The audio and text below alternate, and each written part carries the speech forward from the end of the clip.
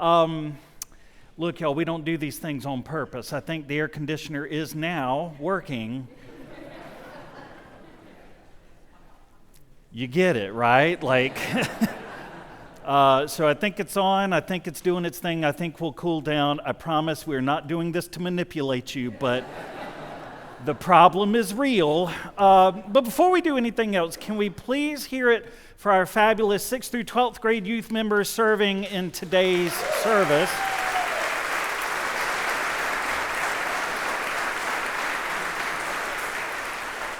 You'll see them doing all kinds of things. They're greeting, they're ushering, they're helping with Children's Chapel. They're doing all kinds of good stuff today.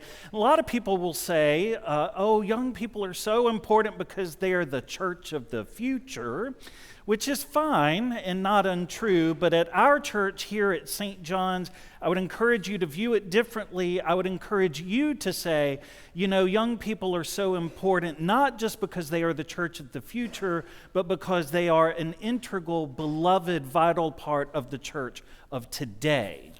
So to all of you who are in middle school, high school, college, I just want you to know that this church, your church, does not just love you because of who you will one day be.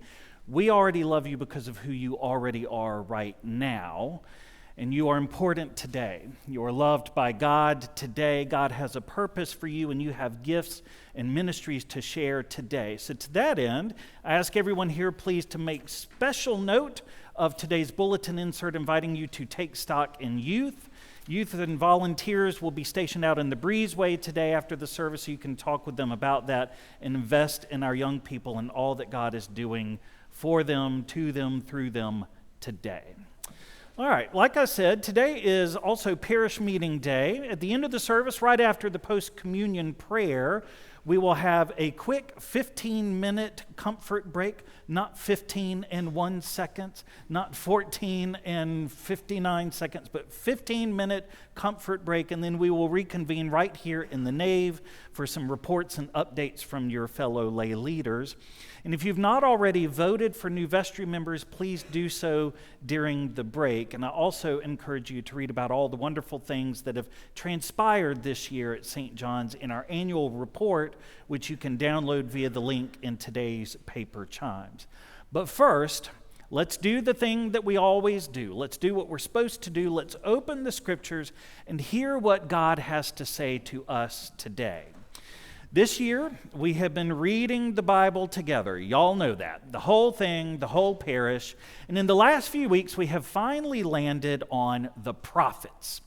Some people talk about the prophets as though they were fortune tellers, but that's not really the case. Instead, the prophets were the truth tellers. The prophets were the ones who spoke on God's behalf, who comforted the afflicted and afflicted the comfortable. The prophets were the ones who spoke truth to power, and the prophets were the ones who called God's people home. And that is exactly what's happening in this part of the Bible that we have landed on today. You see, we've come to the part in the biblical story where through a series of wars and bad kings and poor decisions and unfaithfulness, God's people have scattered to the winds, been forced into exile, and are living far from home. And right when it feels like all hope is lost, here comes Habakkuk. And I know y'all are excited about this because if there is one book that is everybody's favorite book of the Bible, it is the book of Habakkuk. Am I right? I know y'all just been chomping at the bit for this. I'm so glad. Stay with me, though. When we meet Habakkuk, or if you're Southern, you can say Habakkuk. When we meet him, he's sitting over to the side and everything is just kind of terrible. And he says, Lord, what are we supposed to do? Who are we supposed to be? Lord, where do we go next? And out of nowhere, like a bolt of lightning from the sky, God says these three powerful words. God says, write the vision. Write the vision, Habakkuk. Write the vision. Make it plain on tablets, God says, so that a runner may read it. For there is still a vision appointed for the time. It speaks of the end, and it does not lie. If it seems to tarry, wait for it will surely come, and it will not delay. Write the vision, Habakkuk. Write the vision. Now, as is often the case, the Hebrew here is not entirely clear. Some translations say, write the vision and make it easy so that a runner can carry it swiftly and read it to all others. Other translations make it, write the vision and make it big so that even a runner running past it cannot possibly miss what it says. Either way, Habakkuk is asking, "Oh Lord, what is next for us?" And God is saying, "It is time, Habakkuk. It is time to write the vision. And when you do not be shy about it." Well, gang, I believe the same is true for us. I believe it is time, St. John's, for us, once again, to write the vision. Now, here's the good news. Poor old Habakkuk is sitting there, and everybody's been scattered to the winds, forced away, far from home. The opposite has been true for us here in these last couple years. We were scattered during COVID. We've come back together. We continue to come back together. New friends continue to join us. Our roots over the last couple years have been growing deeper and deeper as we've been resettling back in this place together. And as our roots have gone deeper, our branches have begun to re-emerge in new ways. We just had a new members retreat yesterday over at the home of Chuck and Jen Henson. Chuck and Jen, thank you for hosting that. It was the kickoff to our Growing in Grace classes. And we had somewhere around 20 newish people who have come and said, "I like the roots in this place, and I want to be part of the branches. I like the growth that's happening. I like what's happening inside of me spiritually when I come to St. John's." Somebody mentioned how they loved coming here and seeing the worn wood where pilgrim after pilgrim has come up here to make their communion week after week, lifetime after lifetime, grace after grace. I'm supposed to be giving you, during this sermon, my report about the state of St. John's. Y'all, that is the report. We are alive. We are home together here. Our roots are deep, and there are a whole bunch of us in this room. And so, it's time to write the vision. I believe that that's where we are right now. And if you were here for my installation just over a year ago, you heard my friend Bishop Scott Benhays, who, by the way, is now serving this year as the assisting bishop for our diocese. And we could not have asked for a better bishop to come on board and help us through this time. You'll hear more about that later in the meeting. But you heard Bishop Benhays say in his sermon that there comes a point between every new rector and every parish when the honeymoon is finally over and the real work begins. That, he said, is when things get exciting. That, he said, is when things get moving. That, he said, is when things get good. And he's not wrong. The honeymoon is over, and that's not a bad thing. We now know each other's quirks. We now know each other's gifts. We know each other's limitations. We know that we will bless one another and disappoint one another because that is what life is like in realistic Christian community. And now that the new car smell has worn off, we've gotten a few dings in the doors, and we've begun to settle into a new day together, it's time. Y'all, our beloved church stands on the precipice of 200 years of history right here in the heart of Tallahassee. We are just 5 years away from that extraordinary milestone. But the real question is not just how will we celebrate who we have been for the last 2 centuries. We'll do that. We'll figure that out. But the much more important question is, who do we wish to be in the years ahead? Who is God calling us to be? And what is the world we wish to see and make and believe in and build hand in hand with the living, loving God? In other words, St. John's, Why are we here? What are we doing? What is the vision? And you're probably going to say, okay, neat, but how exactly are we going to do this? I don't know.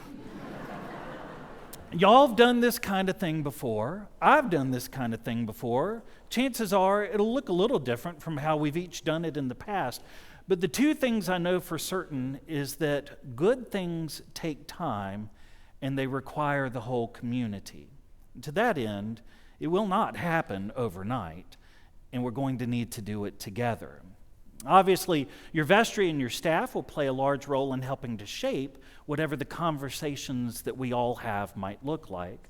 For my part, I'm going away for a week at the end of this month, not for vacation or for time off, but to pray and think and strategize and prepare and just to have some quiet to think about who we are and where we're going. And then the whole vestry and I are going to do the exact same thing during the last weekend of this month for their vestry retreat and for the very same purpose. Not to go off and come back and say, all right, everybody, we got it all figured out. But to go off and come back and say, all right, everybody, we've spent some time in planning and prayer because that's our job. That's why you've elected and hired and appointed us to help you, help us, help you, help God, help you, help us, help all of us write the vision for the next several years at St. John's. And speaking of the vestry, I just want to take a moment today to thank our vestry for this year. Y'all, they have represented you so beautifully, so well. And what you may not know is that this is a working vestry. I always tell people, I'll sometimes hear people say at St. John's, you know, so-and-so is running for vestry, and I will immediately jump in and say, not running, they're standing for election. You see, there's a difference. When you run for office, you really want it really bad, and you've got your own agenda, and you've got the buttons, and you pass them out, and you campaign. But when we're talking about something as holy and good about our life together at St. John's, you're not running for vestry, you're standing. You are willing to stand for election. You've been nominated, and you've discerned, and you've said, yes, I am willing to allow my name to go forward. Some will be elected and some will not. And what we believe, though, is that the Holy Spirit is in the process. This is not a beauty pageant. And so those who are elected are the ones whom God has a need for in a particular way for this year. But those who are not elected, God has a need for in a different particular way in different ministries in the life of our parish. But what you need to know especially is that those who stand and are elected come on board onto a working vestry. And our vestry has been dedicated, they've been active, they have filled in the gaps and supported your ministries and made wonderful things happen over the last year. And I'm especially grateful for Rebecca Brown and J.R. Sagenario, Marcy Muldrow Sanders, Chris Schoonover, and Susan Walton, all of whom have given months and months and years of their time and talent and love to build up things like children's ministries, pastoral care, stewardship, and outreach. Would you please give our off-going vestry members a hand?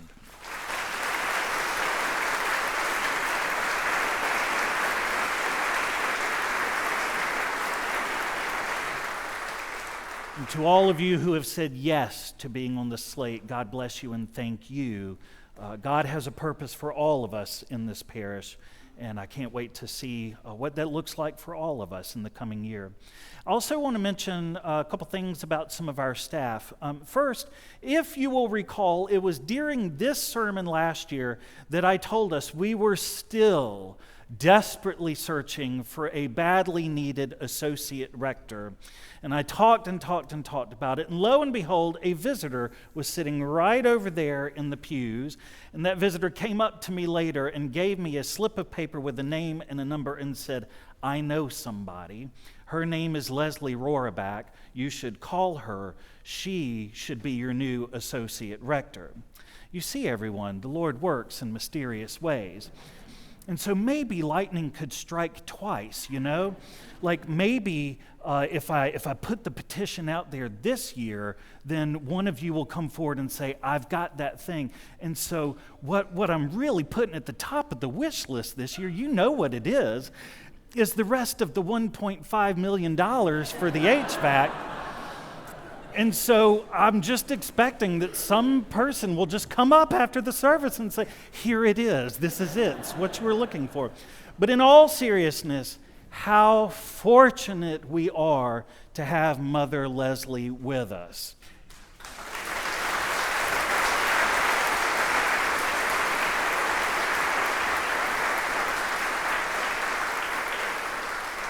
I could go on and on and on about all the ministries that she is involved with in helping to help you to cultivate, and the wonderful pastor that she is, the good friend that she is to me and to all of us on staff, but you know those things.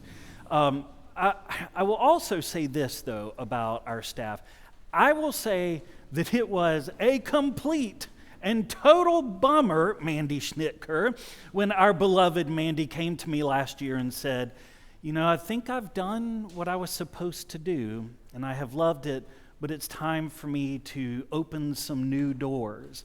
Y'all, what Mandy did for the life of this parish through her ministry as communications director over the past several years, especially during the pandemic and then the transition with the rebranding of St. John's and with the setting up of all of our live stream and with the clear, clean messaging that came out over and over and over to keep us going as a parish. Y'all, all of that was nothing short of miraculous. Mandy, I know you're in here somewhere. Where are you at? Stand up, lady, and let's give you a round of applause.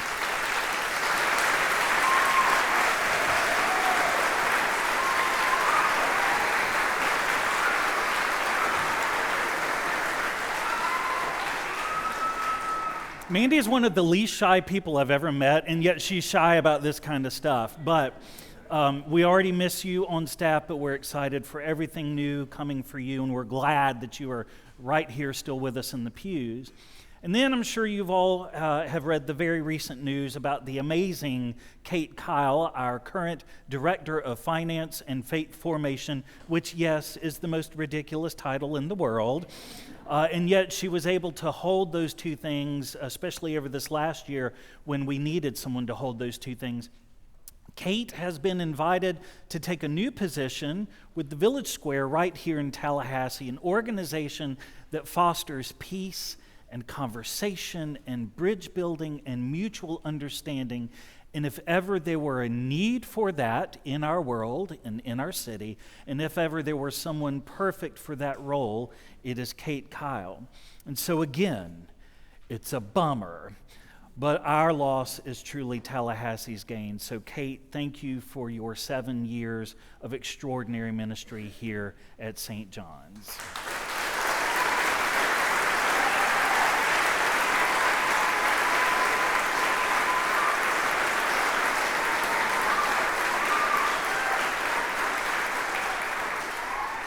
Like Mandy, we have bolted you to the pew. Kate and Brad still plan, just like Mandy, to remain right here in the pews and to be a beloved part of our church community, and will not actually be transitioning out of the position until mid-March. So y'all have got time to come and hug on and love and thank Kate. I'm also hoping all of you have begun to meet David Guida, our new administrative assistant to the clergy, Frank Cooney, our new organist, and of course you all know the fabulous Claire Dodd, who has stepped into the communications role and has not missed a beat. And then, of course, we are still on the lookout for our next Director of Youth and Family Ministries to take up where our friend Nick Mandolini left off. We wish Nick well in all of his new ventures, and we're excited to see who God has next for our young people.